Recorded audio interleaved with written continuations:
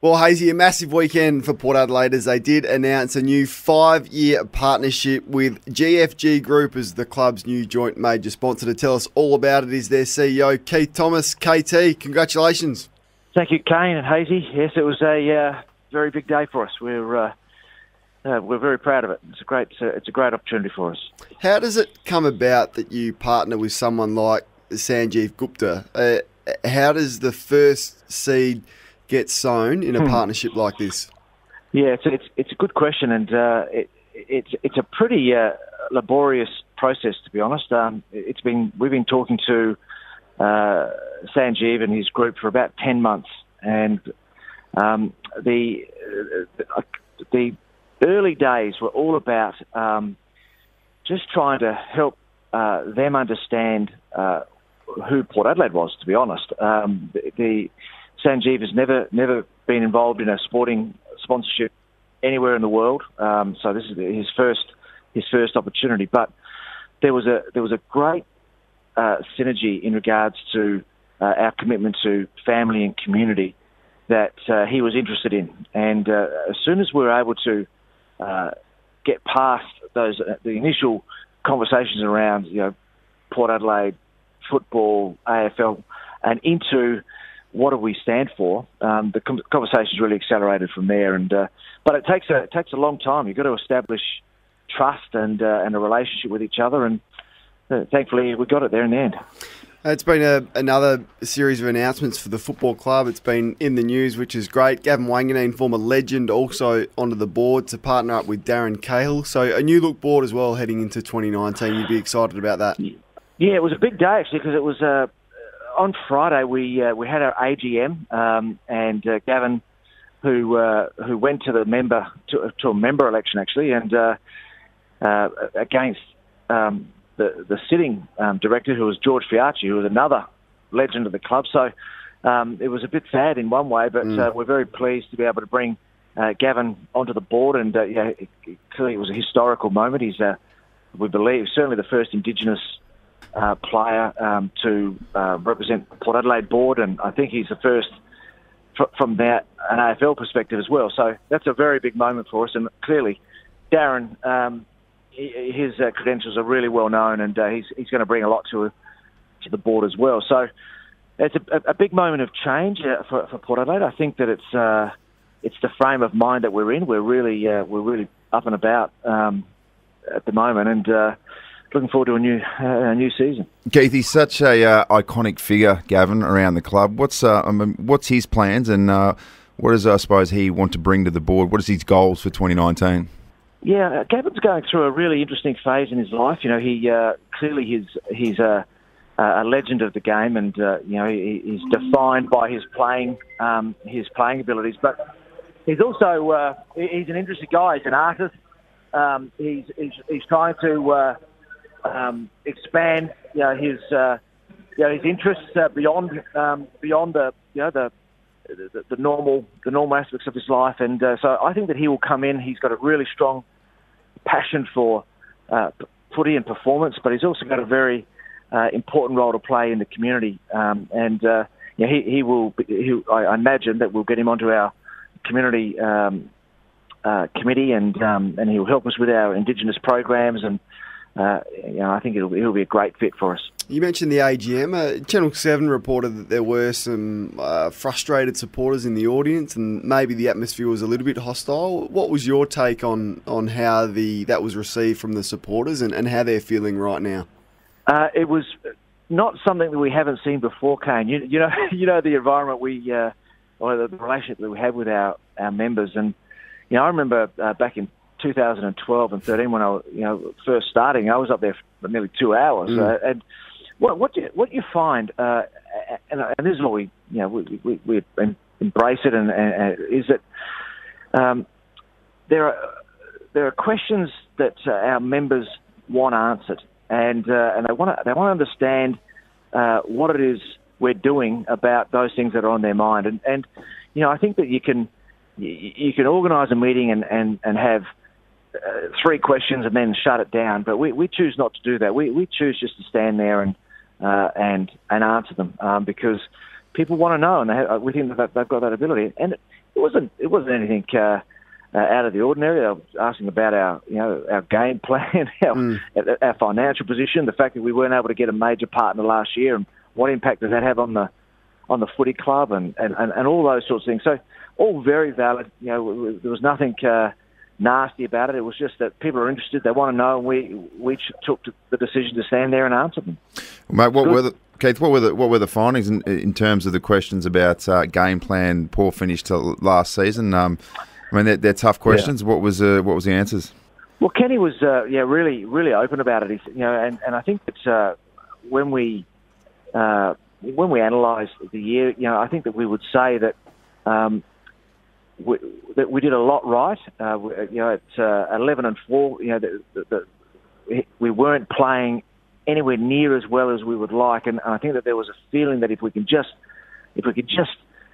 turn it up a little bit, we'll be okay, and we'll accelerate toward the finals. And actually, the opposite happened, and so that meant that we had to go into a period of really analysing why did that occur. And Ken was really really good about it. He just said, look, in the end, perhaps the style of game that we were playing wasn't enabling us to be dangerous enough from a scoring point of view, and as the pressure came and as opposition sides paid more attention to you and slowed you down further, the whole thing just bogged down, and now so we need to find a way to counter that, and that's what this pre-season's been all about. So it was a great conversation. Port Adelaide CEO Keith Thomas joining us this morning on 1629 SEN SA. The captaincy announcement mustn't be too far away. Are you hearing the frustration perhaps that the old-fashioned Port Adelaide people want one captain, KT? Are you hearing that? And will that affect the decision? Oh, yeah. No, there's been a lot of talk about it, and I guess that's a byproduct of the fact that we've had Travis in place for several years. It's been a while since we've actually had a leadership discussion. We've also taken virtually all of the pre-season to work through the different scenarios that we've got, the different options that we've got, and I would imagine that we'll make that decision before JLT1. We're hearing that. The traditional approach from Port Adelaide is a single captain, and we understand that. We're also very aware that this is a different era of football, and that the co-captaincy model has been well and truly sort of rolled out in AFL circles for many years. So we also know that can work. So we're just at the moment just looking at all the options, and I think in the end you just got to make the best call for the club based on the circumstances that we've got right now, and that's the process that the guys are going through. Keith, we did hear on Channel 7 on the weekend from Tim Ginniver, club great, and he was very adamant that it should be one captain because of the tradition and the number one and all those types of things. Do you have an opinion on that? Are you open to co-captains? Oh, look, I'm open to all options at the moment. I'm open to the best option, the footy guys will go through the process. They live and breathe it every day. They know the people concerned intimately. The options that we have, and I'll be interested to see what they bring forward. But I think it's absolutely valid that Tim and the past legends of the club have an opinion and have a view, and I think that's healthy. We want that. But in the end, I think that the guys best placed to make the call and to really analyse the circumstances that we have before us right now are the guys on the ground in our footy program, and they'll bring forward a recommendation, and as I said, they're going through their due diligence right now. You talked before about attacking style and potentially some potent offence. We've been talking about Charlie Dixon in the last sort of week or so. It looks like he's still sort of a bit lame on the side. Can you give us an update on his progress? Yeah, well, I think that you've got to be pretty careful. He broke his leg, and he's a big guy. He's carting around a fair bit of weight. So even though he's trimmed down on last year, he's still a big boy. So I think that they take things very carefully, with these sort of injuries, and I think that's wise. You'd like to think that I'm not exactly sure where he's going to land in regards to the season opener, but he's in good hands, and he's in good spirits. That's the main thing, and I'm sure that he'll play a big role for us. But they won't take any risks. Ollie Wine spoke about maybe the timing of his water skiing incident, Keith. Is it a dilemma for the football club now on how to instruct him? He's skied with the club's blessing up until this point, but does there need to be some consultation about timing around his off-field activities now? I don't think so. I thought he handled it really, really maturely, and these are. I was really interested in the conversation that was going around all the clubs and between the players and the clubs, and it really did highlight where we are as an industry right now. I think where this whole issue of balance and life, life management, if you like, is very top of mind and connected with the whole. The whole consideration of how the player is feeling and readying themselves to play. So I thought it was really a really good conversation, and where we've landed on it is that you want these guys to have a balanced life. You want them to make good decisions. You want them to be in charge of their own destiny as much as you possibly can. And I thought that Ollie said, his assessment in the end was, well, you know what, I love it. I'm good at it. It's part of my life. It makes me feel better. It makes me the person I am.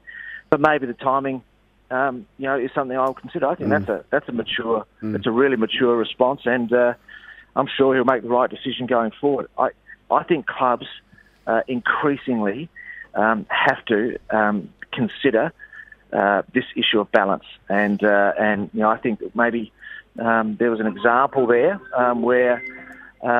The club may perhaps acted appropriately by letting not being too overbearing in our management of those sort of situations. I thought I was very comfortable with where we landed on it.